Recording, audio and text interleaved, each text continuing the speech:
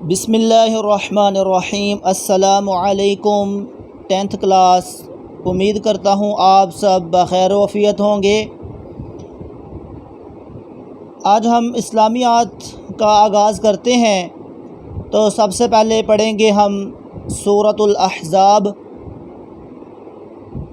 لفظ احزاب جو ہے یہ حزبن کی جمع ہے۔ حزب کا معنی ہوتا ہے لشکر یا گروہ، اور احزاب جمع ہے جس کا معنی ہو جائے گا کئی گروہ۔ تو عزیز طلبہ، قرآن مجید کے مطابق اس سورت کا نمبر جو ہے وہ 33 نمبر ہے، 33، اور اس سورت کی آیات ہیں جو مکمل آیات 73 ہیں، 73، اور یہ سورت پارہ نمبر 21 سے شروع ہوتی ہے اور پارہ نمبر 22 میں مکمل ہوتی ہے۔ آدھی سورت تقریباً پارہ نمبر 21 میں ہے اور آدھی سورت تقریباً جو ہے پارہ نمبر 22 میں ہے، اور اس سورت کے مکمل رکوع جو ہیں وہ 9 ہے، رکوع کی تعداد 9 ہے، اور یہ مدنی سورت ہے۔ عزیز طلبہ، اس سورت کا آج ہم تعارف پڑھیں گے اور پہلی 3 آیات کا ترجمہ پڑھیں گے۔ عزیز طلبہ، اس سورت کا آغاز دیکھیں، یا ایھا النبی سے اللہ تعالیٰ نے کیا ہے۔ سورت کا آغاز رسول اللہ صلی اللہ علیہ وسلم کو یا ایھا النبی کہہ کر کیا گیا ہے۔ اس میں آپ صلی اللہ علیہ وسلم کی تکریم، عزت مقصود ہے۔ باقی انبیاء کو اللہ تعالیٰ نے ناموں کے ساتھ مخاطب کیا ہے، جیسے یا نوح، یا ابراہیم، یا عیسیٰ، ٹھیک ہے۔ اسی طرح کچھ اور انبیاء کے نام بھی ذکر ہیں، مگر آپ صلی اللہ علیہ وسلم کو یا ایھا النبی کے ساتھ مخاطب کیا ہے، تو یہاں پہ آپ صلی اللہ علیہ وسلم کی عزت مقصود ہے۔ عزیز طلبہ، دوسرا پوائنٹ یہ ہے کہ سورت میں 5 دفعہ یا ایھا النبی کے ساتھ آپ صلی اللہ علیہ وسلم کو مخاطب کیا گیا ہے۔ عزیز طلبہ، تیسرا پوائنٹ یہ ہے کہ یہ سورت سن 5 ہجری کے آخر میں غزوہ احزاب کے وقت نازل ہوئی۔ عزیز طلبہ، یہ میں پوائنٹ بتا رہا ہوں، آپ لوگ یہ کتاب پہ صرف پوائنٹس کی ہیڈنگ دے لیں تاکہ آپ کو باتیں یاد رہیں۔ مین پوائنٹس میں صرف ذکر کر رہا ہوں، باقی جب پڑھیں گے انشاءاللہ تو وضاحت کے ساتھ پڑھیں گے۔ پہلا پوائنٹ لکھنا ہے کہ یا ایھا النبی کے ساتھ مخاطب کیا گیا، اس میں آپ صلی اللہ علیہ وسلم کی عزت مقصود تھی اس لیے۔ دوسرا پوائنٹ کہ اس صورت میں 5 دفعہ آپ صلی اللہ علیہ وسلم کو یا ایھا النبی کے ساتھ مخاطب کیا گیا۔ تیسرا پوائنٹ یہ ہے کہ یہ صورت 5 ہجری کے آخر میں غزوہ احزاب کے وقت نازل ہوئی، جسے غزوہ خندق بھی کہتے ہیں، اور اس صورت کا جو نام ہے یہ اس صورت کے اندر بھی ذکر ہے، احزاب کا لفظ اس صورت کے اندر بھی آیا ہے، اور اس غزوہ احزاب کو غزوہ خندق بھی کہتے ہیں۔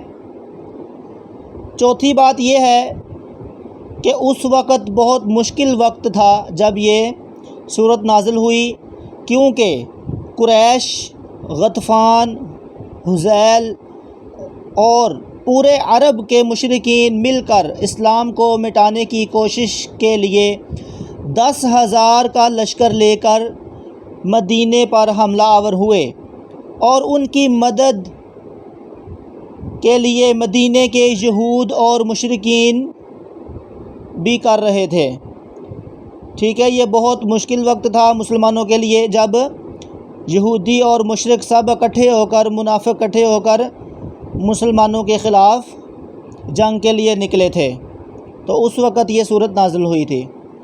عزیز طلبہ، 5واں پوائنٹ یہ ہے کہ اس صورت میں آپ صلی اللہ علیہ وسلم کو زمانہ جاہلیت کی بہت ساری رسوم کو ختم کرنے کا حکم ہوا۔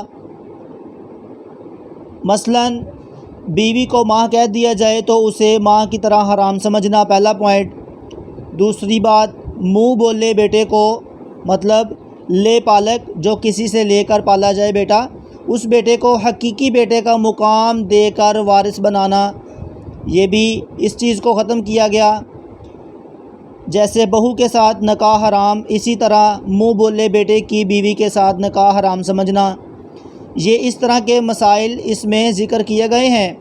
اور اسی طرح گھروں میں جانے سے پہلے اجازت طلب کرنا، یہ ذکر کیا گیا ہے۔ اور درود پاک کی جو ہے فضیلت ذکر کی گئی ہے، اس کا حکم دیا گیا ہے۔ اور ختم نبوت کے متعلق بات کی گئی ہے، اس صورت میں پردے کے متعلق بات کی گئی ہے۔ یہ جو ہے مضامین 20-22 کے قریب مضامین اس صورت میں ذکر کیے گئے ہیں، جن کے متعلق ہم وضاحت کے ساتھ پڑھیں گے۔ امید کرتا ہوں آپ لوگوں نے اس صورت کا تعارف اچھی طرح سمجھ لیا ہوگا، اور آیات کی تعداد، رکوع کی تعداد اور پارہ نمبر آپ نے اپنی بک پر لکھ لیا ہوگا۔ یہ جو تعارف بتایا ہے، اس میں سے مین جو پوائنٹ میں نے آپ کو بتائے ہیں وہ اپنی بک پر یا اپنے پاس نوٹ کر لیں، تاکہ بعد میں پھر یاد کرنے آسان ہوں۔ عزیز طلبہ، سورت کا آغاز کرتے ہیں۔ اعوذ باللہ من الشیطان الرجیم، بسم اللہ الرحمن الرحیم۔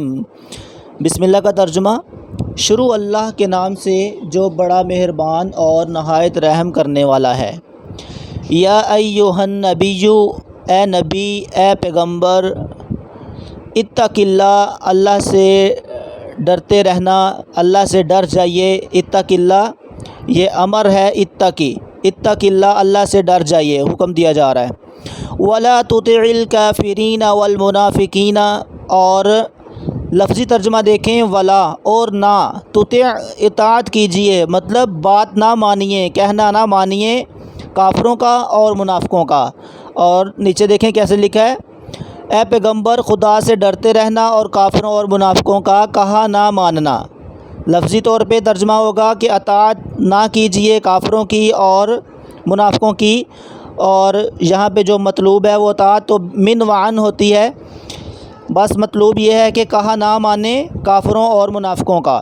ان اللہ کان علیما حکیما، بے شک اللہ جو ہے علیماً جاننے والا ہے، اور حکیماً کا مطلب ہے حکمت والا ہے۔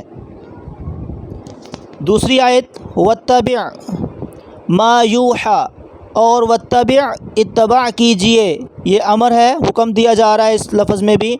اتباع کیجیے، پیروی کیجیے، اطاعت کیجیے، بات مانیے، کس چیز کی؟ ما کس چیز کی؟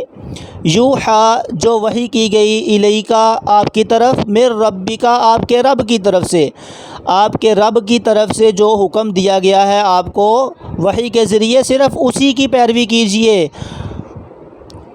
اسی چیز کو مانے جو ہم نے آپ کی طرف پیروی کی ہے۔ ان اللہ کان بما تعملون خبیرا، بے شک اللہ ہے جو آپ عمل کرتے ہیں اس کی خبر رکھنے والا۔ تو یہاں پہ بامحاورہ ترجمہ لکھا ہے، اور جو کتاب، مطلب جو وحی کی گئی کتاب جو ہے قرآن مجید وحی کے ذریعے نازل ہوئی نا، تو جو کتاب تم کو تمہارے پروردگار کی طرف سے وحی کی جاتی ہے اسی کی پیروی کیے جانا، بے شک خدا تمہارے سب عملوں سے خبردار ہے، باخبر ہے۔ وتوکل علی اللہ، اور توکل کیجیے علی اللہ، اللہ پر، اور خدا پر بھروسہ رکھنا، لفظی طور پہ ترجمہ ہوگا توکل کیجیے اللہ پر۔ وکفیٰ باللہ وکیلا، اور اللہ کافی ہے کارساز۔ بامحاورہ دیکھیں، اور خدا پر بھروسہ رکھنا اور خدا ہی کارساز کافی ہے۔ عزیز طلبہ، اس سورت کا جو ہے تعارف میں نے بتایا ہے، اس کو ذہن نشین کر لیں، پوائنٹس نوٹ کر لیں، اور پہلی 3 آیات کا ترجمہ یاد کریں۔ السلام علیکم۔